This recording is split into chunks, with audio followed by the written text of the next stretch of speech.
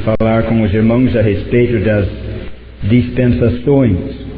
E para introduzir isto, vamos ler alguns versículos na carta aos Efésios e vamos começar no primeiro capítulo. Efésios, capítulo 1, e vamos começar no versículo 7. Em quem, isto é, no Senhor Jesus, em quem temos a redenção pelo seu sangue, a remissão das ofensas segundo as riquezas da sua graça, que Ele fez abundar para conosco em toda sabedoria e prudência, descobrindo-nos o mistério da sua vontade, segundo o seu beneplácito que propusera em si mesmo, de tornar a congregar em Cristo todas as coisas, na dispensação da plenitude dos tempos, tanto as que estão nos céus, como as que estão na terra. Nele digo, em quem também fomos feitos herança, havendo sido predestinados, conforme o propósito daquele que faz todas as coisas, segundo o conselho da sua vontade, com o fim de sermos para o louvor da sua glória, nós os que primeiro esperamos em Cristo. Agora no capítulo 2 e o versículo 5. Estando nós ainda mortos em nossas ofensas, nos vivificou juntamente com Cristo. Pela graça sois salvos, e nos ressuscitou juntamente com Ele, e nos fez assentar nos lugares celestiais em Cristo Jesus, para mostrar nos séculos vindouros as abundantes riquezas da sua graça, pela sua benignidade para conosco em Cristo Jesus. É só isto que vamos ler. Que Deus possa dar-nos entendimento da sua palavra. Muitos cristãos não sabem que o Senhor estabeleceu uma série de dispensações. E mesmo entre aqueles que sabem deste fato, há muitos que dão pouca importância ou pouco valor a este assunto. Muitos cristãos pensam que não é importante se entendemos ou não as dispensações que Deus estabeleceu.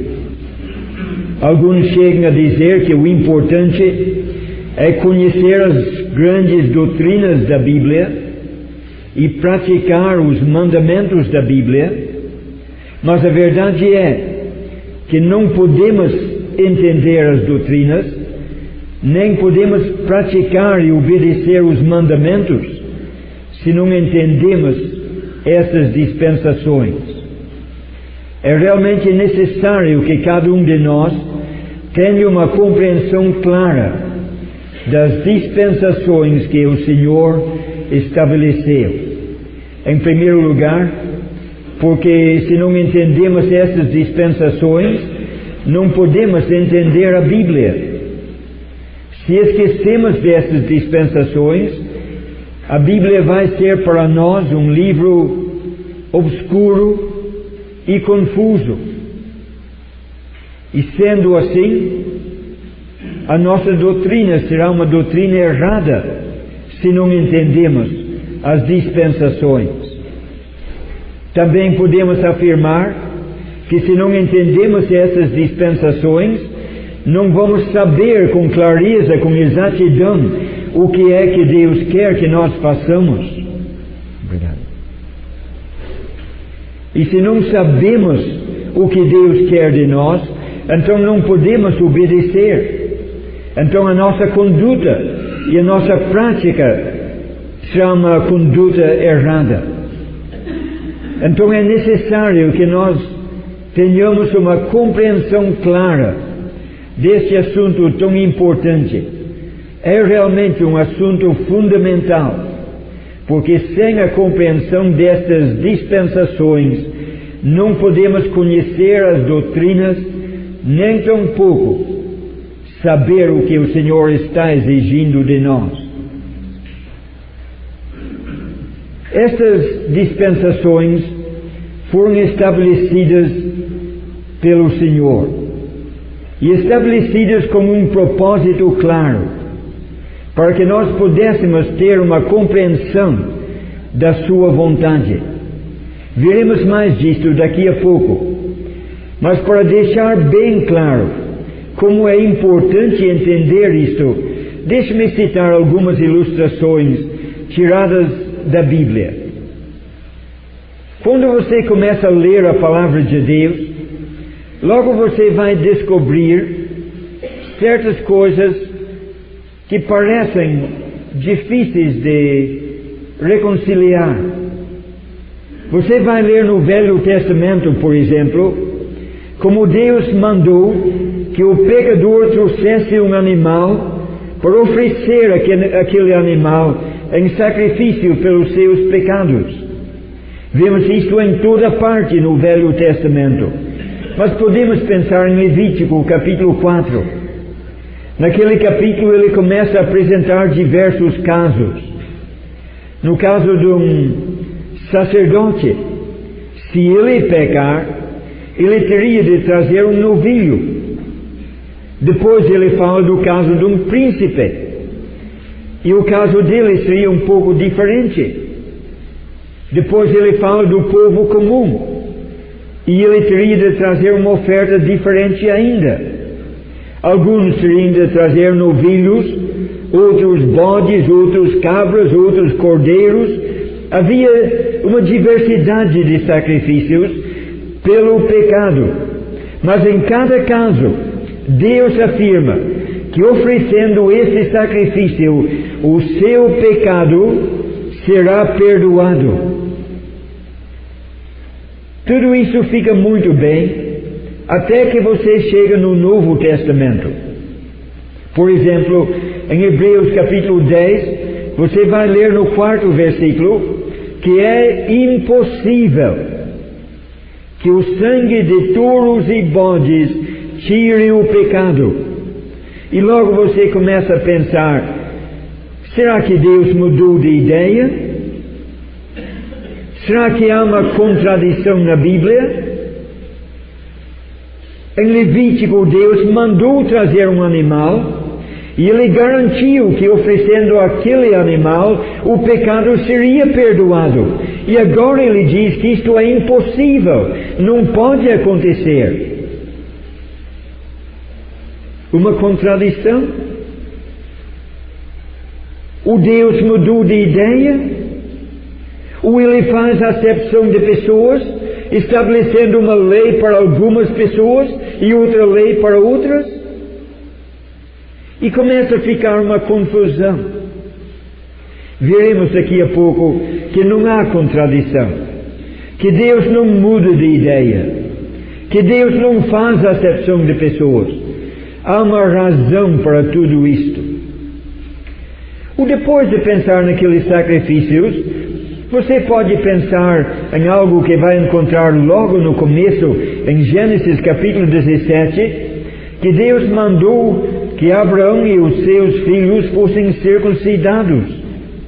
E Ele estabeleceu uma lei e até avisou: aquele que não for circuncidado será extirpado do meio do seu povo, será maldito.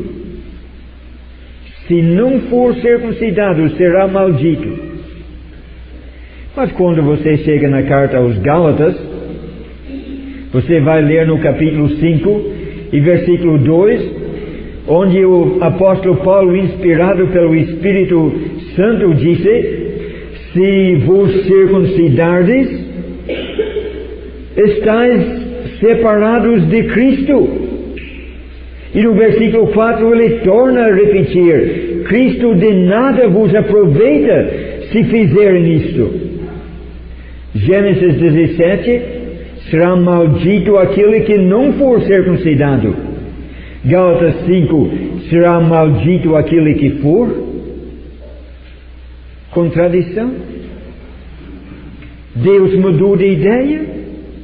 Claro que não. Mas como entender tudo isto? Voltando para o Velho Testamento, você lembra em Êxodo capítulo 25, como Deus disse ao povo de Israel: faça um tabernáculo para que eu possa habitar no meio de vocês. E eles fizeram o tabernáculo, obedecendo as instruções do Senhor, fizeram aquele tabernáculo exatamente como Deus mandou. E quando o tabernáculo foi erguido, Deus veio habitar naquele lugar, a glória de Deus de forma visível encheu aquele lugar santíssimo.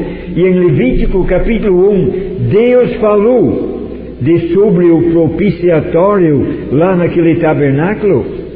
Era uma casa humilde, de tábuas e panos, um lugar provisório. Viajando pelo deserto, armava a casa hoje, desarmava amanhã, andava mais um pouco, mas Deus habitava naquela tenda, lá no deserto.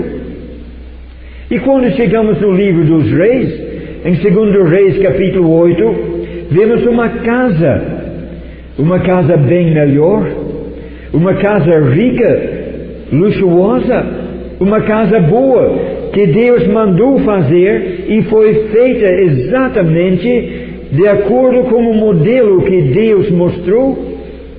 E quando esta casa ficou pronta, Deus veio e a presença dele encheu a casa de uma forma visível que todo mundo podia ver. E Deus disse: é minha casa. Em Isaías capítulo 56, anos mais tarde, ele tornou a falar daquela casa. Ele disse: a minha casa será chamada casa de oração para todos os povos. É a minha casa. E Deus habitou naquela casa. É o lugar onde colocou o seu nome. Mas quando você chega em Atos capítulo 7, você ouve Estevão falando cheio do Espírito Santo e poder, e ninguém podia resistir à sabedoria das palavras com as quais ele falou. E entre outras coisas importantes, ele mencionou aquela casa, e ele disse: mas o Altíssimo não habita em casas feitas por mãos humanas. Que casa me fará? Disse Deus. Ele habita no céu. Ele não habita em casas feitas por mãos humanas. Mais uma vez parece uma contradição. Mandou fazer uma casa e habitou nela, e agora está dizendo que não habita em casas feitas por mãos humanas. Como entender tudo isto? Talvez alguém esteja pensando: mas é fácil explicar tudo isto. Os 3 casos que citou são diferenças entre o Velho Testamento e o Novo. Quando o Senhor Jesus Cristo chegou, Ele estabeleceu uma nova ordem e tudo mudou. Isto é verdade, mas é uma verdade parcial. Porque vou citar outro exemplo tirado do livro de Gênesis, que não tem nada a ver com o Novo Testamento. Logo no começo, em Gênesis capítulo 4, você lembra como Caim saiu um dia e matou seu irmão Abel? E lembra como Deus pôs uma marca em Caim para que ninguém o matasse? Caim era assassino, mas Deus o protegeu, proibindo que alguém o matasse. Não era permitido se vingar do assassino, não podia matá-lo, não havia pena de morte. Ele era assassino, mas protegido por Deus, ninguém podia matá-lo. Isto é Gênesis capítulo 4. Mas vira 2 ou 3 páginas só, e você chega no capítulo 9 de Gênesis, e no capítulo 9 Deus diz: aquele que derramar o sangue do homem, pelo homem seu sangue será derramado. Agora no capítulo 9, Deus está mandando que o assassino seja morto pelo seu semelhante? Ele protegeu o assassino Caim e poucos capítulos depois mandou que os homens matassem o assassino? Como se explica tudo isto? Há confusão na Bíblia? Claro que não. Contradição? De forma alguma. Deus muda repentinamente de ideia, hoje faz uma coisa, amanhã faz outra, como se não soubesse o que quer? Claro que não. Então como se explica tudo isto? Tudo isto se explica pelas dispensações. E é por isto, meus irmãos, que nós precisamos entender as dispensações que Deus estabeleceu. Ele estabeleceu dispensações. Lemos em Hebreus capítulo 1 e o versículo 2, que por meio do Senhor Jesus, Ele criou, Ele fez o mundo. E a palavra traduzida mundo nesse versículo não é a palavra normalmente usada para descrever o mundo, porque é uma palavra que descreve algo mais do que esse universo material. Poderia ser traduzida literalmente, Ele fez os séculos, ou se quiser, as dispensações. Ele usou a mesma palavra em Hebreus 11, versículo 3. Ele criou tudo isto. No princípio Ele criou os céus e a terra. Ele fez este mundo material.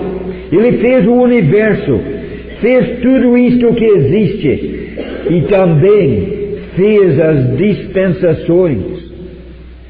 Essas dispensações são períodos de tempo no qual Deus dá certas revelações e coloca sobre o homem certas responsabilidades. E em cada dispensação há revelações diferentes e responsabilidades diferentes e relacionamentos diferentes entre Deus e o homem. Mas foi logo no início que Deus estabeleceu estas dispensações. E a razão por que fez isto foi para mostrar, para revelar aos homens o seu caráter e também o seu propósito. Nós temos lido a respeito disso em Efésios capítulo 1 e o capítulo 2. Seria muito bom ler esses versículos novamente e meditar neles e procura entrar no mistério da sua vontade que Ele revela nessas passagens tão sublimes. Ele diz que Ele tem revelado agora o mistério da sua vontade, algo que Ele planejou antes da fundação do mundo. E não vamos entrar nos detalhes hoje, mas apenas destacar algo maravilhoso no tocante a nós. Ele diz que o mistério desta vontade é que na dispensação da plenitude dos tempos, Ele vai tornar a congregar tudo em Cristo. Vai reunir tudo que foi estragado pelo pecado, tudo que foi dispersado e esparramado pelo pecado e pela rebelião. Ele vai tornar a congregar tudo, e congregar tudo em Cristo. Ele será o centro, Ele será o cabeça, Ele será tudo. Tudo será reunido em Cristo. Mas depois Ele continua, irmãos. Ele diz em que, isto é, em Cristo, nós também fomos feitos herança. E Ele vai revelar em nós a grandeza da sua glória. Irmãos, pensem nisso. Nós, pobres criaturas do pó, pecadores, merecedores de um lugar no inferno, no lago de fogo, e um dia, Ele vai revelar em nós as riquezas da sua glória, transformando essa forma abatida de uma forma tal que reflete a glória, as riquezas da sua glória, naquele dia quando tudo será congregado em Cristo. E quando entramos no capítulo 2, ele repete isto em outras palavras, ele vê tudo isto de outro ângulo. E ele começa no início dizendo que nós, outrora, estávamos mortos em ofensas e pecados, mortos, sem condições de fazer coisa alguma para nós, mortos, sem esperança alguma. Mas Ele nos vivificou, Ele fez. Ele nos vivificou e nos fez assentar em lugares celestiais em Cristo. Esta é a nossa posição agora, pela graça de Deus, tirados da morte, da imundícia do pecado, colocados agora em lugares celestiais em Cristo. Mas há coisas melhores ainda por vir. Nos séculos vindouros, Ele vai demonstrar em nós as riquezas da sua graça, não apenas da sua glória, mas da sua graça, que tirou pobres pecadores perdidos do lamaçal do pecado e nos sentou com Cristo nos lugares celestiais. E nos séculos vindouros seremos a demonstração da graça de Deus. Resumindo tudo numa palavra, o propósito de Deus no tocante a cada um de nós é maravilhoso. Às vezes pensamos que Cristo morreu na cruz para nos salvar do inferno e ficamos agradecidos quando pensamos nisto. É verdade, mas é só uma pequena parte da verdade. Essa salvação é tão grande, nos livra do inferno, sim, mas nos coloca no céu.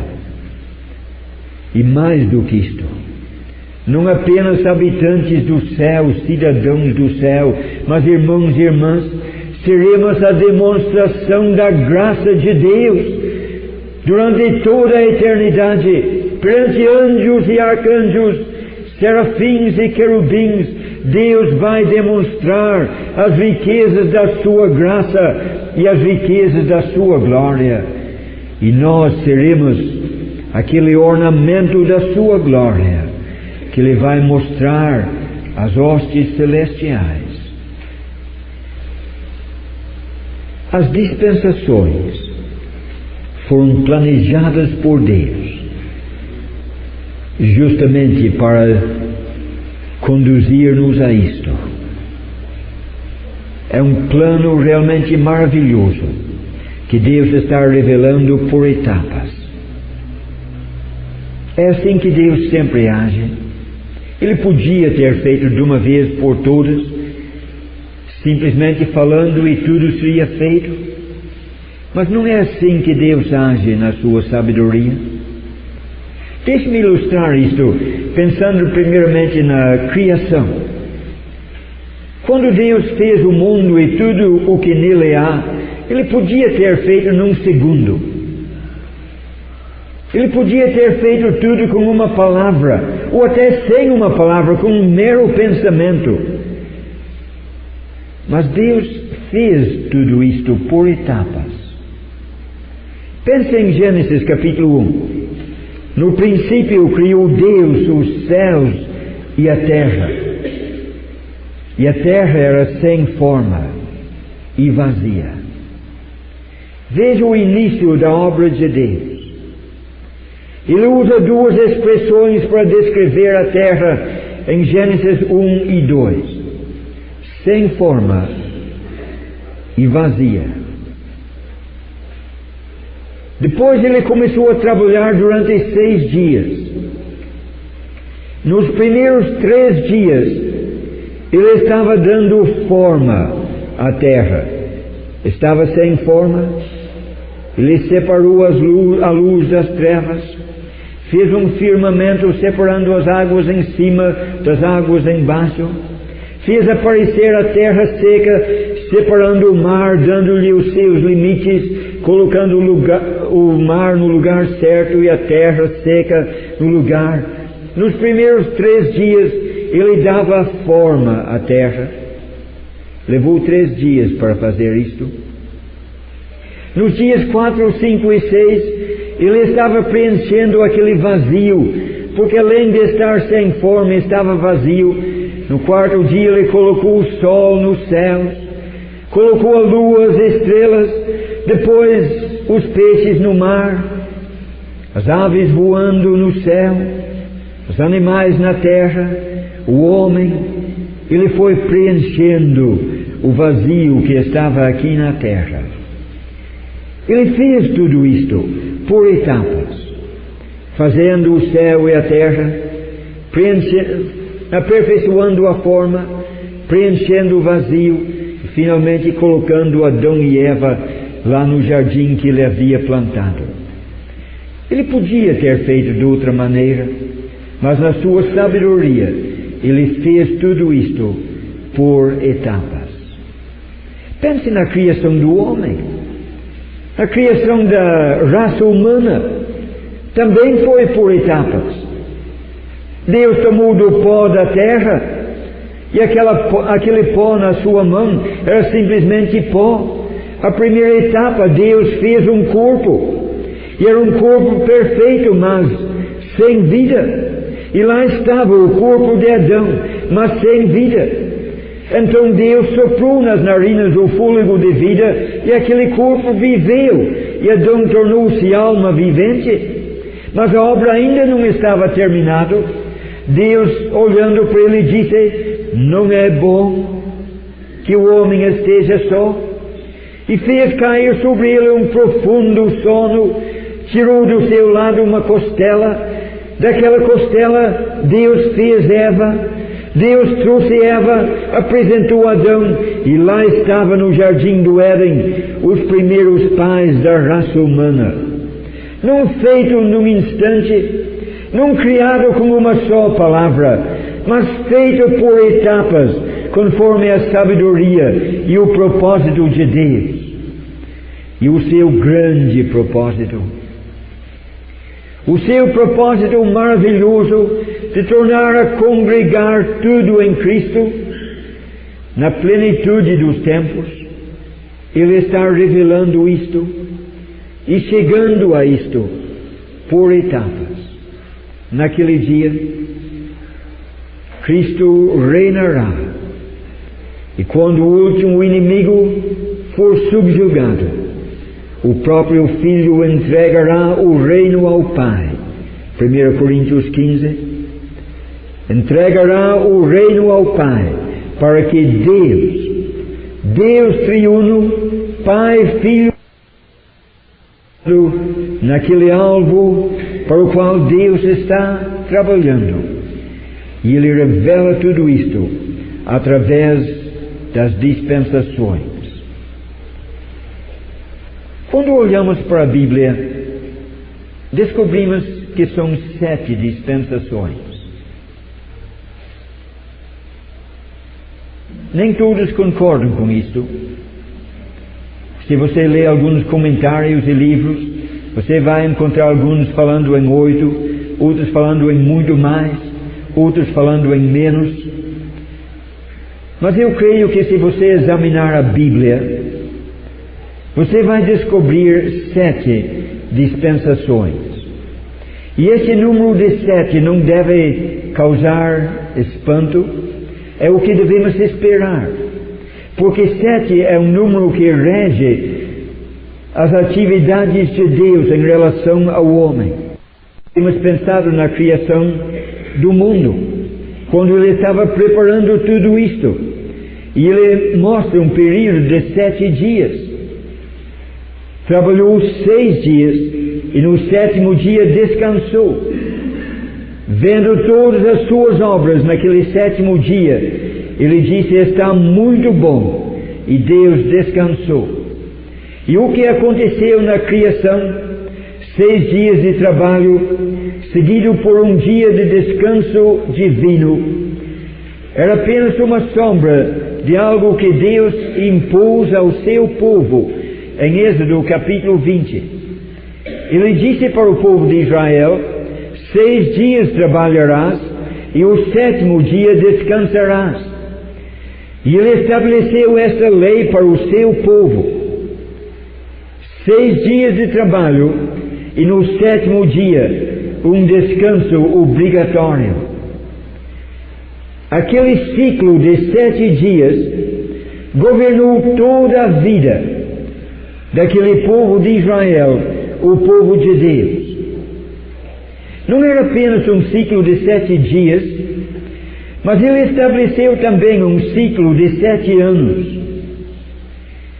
Ele disse: vocês vão trabalhar a terra durante 6 anos, mas no 7º ano não vão mexer na terra, nem colher as uvas que a vinha produz. Deixa isto para os pobres. O 7º ano a terra descansa. 6 anos de semear e colher, e o 7º ano descanso. Também para os servos. Se um israelita fosse vendido como servo, ele ficaria durante aqueles 6 anos, mas no 7º ano sairia livre. E sem um ciclo de 7 anos, governava os trabalhos do povo de Deus. E não apenas um ciclo de 7 dias e outro de 7 anos, mas havia também o que Deus chama de 7 semanas de anos. Lemos isso no livro de Levítico, capítulo 25. 7 vezes 7 anos teriam de passar, e depois o próximo seria o ano de jubileu, quando tudo voltaria como estava. Se uma propriedade fosse vendida, nesse ano de jubileu teria de voltar ao seu dono para não sair da família, e muitas coisas assim. Deus organizou toda a vida do seu povo de Israel em torno desse número de 7. E quando deixamos eles de lado e pensamos outra vez nas dispensações, vemos que Deus está planejando grandes coisas para nós. E não é de admirar quando descobrimos que Ele faz isto em 7 etapas, 7 dispensações. Só quero acrescentar uma coisa mais antes do nosso intervalo. Em cada uma dessas dispensações, Deus revela algo mais. Às vezes, revela algo do seu próprio caráter, para que os homens possam conhecê-lo melhor. Às vezes, revela algo da sua vontade, para que os homens possam servi-lo melhor, conhecendo com mais exatidão o que Deus quer. Mas em cada dispensação, Ele dá uma outra revelação, ou da sua própria pessoa, ou do seu propósito. Além dessas revelações, vemos em cada dispensação uma nova responsabilidade. Porque se Deus revela algo, isso traz uma responsabilidade sobre nós. Se não sabemos o que Ele quer, não somos tão responsáveis. Mas se nós soubemos, se Deus revela e nós sabemos o que Ele quer de nós, então somos responsáveis perante Deus para fazer o que Ele revelou. E se Ele revelou algo a nós, e nós ainda não fizemos, podemos esperar que Ele vai revelar mais coisas? A revelação traz responsabilidade. E em cada dispensação há uma revelação e há também uma responsabilidade. E algo interessante que podemos notar nessas dispensações é que Deus nem sempre se relaciona com o seu povo da mesma maneira. Veremos em cada dispensação um relacionamento diferente. Revelação diferente, responsabilidade diferente, relacionamento diferente. E então veremos que em cada dispensação há um fracasso. O homem sempre tem falhado. Deus tem colocado o homem em diversas situações.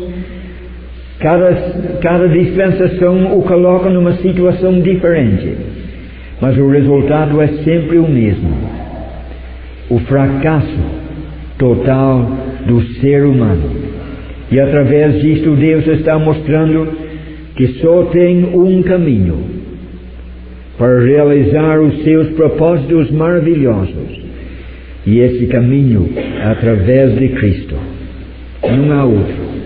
E finalmente, já que cada dispensação termina em fracasso, cada dispensação termina também com uma retribuição severa, o juízo de Deus caindo sobre os homens.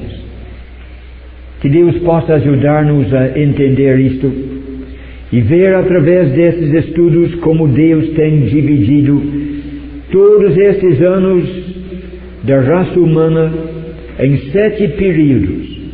E em cada período Ele age de uma forma diferente. Às vezes numa dispensação, mandando fazer o que Ele proibiu em outro, ou proibindo numa o que Ele mandou fazer na outra. Não porque Ele muda de opinião por qualquer motivo, mas veremos que com todas essas mudanças não há confusão, não há contradição, não há mudança de rumo, mas com essas aparentes mudanças Deus está seguindo um rumo certo, sem vacilar, sem desviar para a direita nem para a esquerda, para aquele dia glorioso, quando há de congregar tudo em Cristo, quando nós seremos glorificados com Ele. Que Ele possa abençoar ricamente a Sua palavra e ajudar-nos a entender. Amém.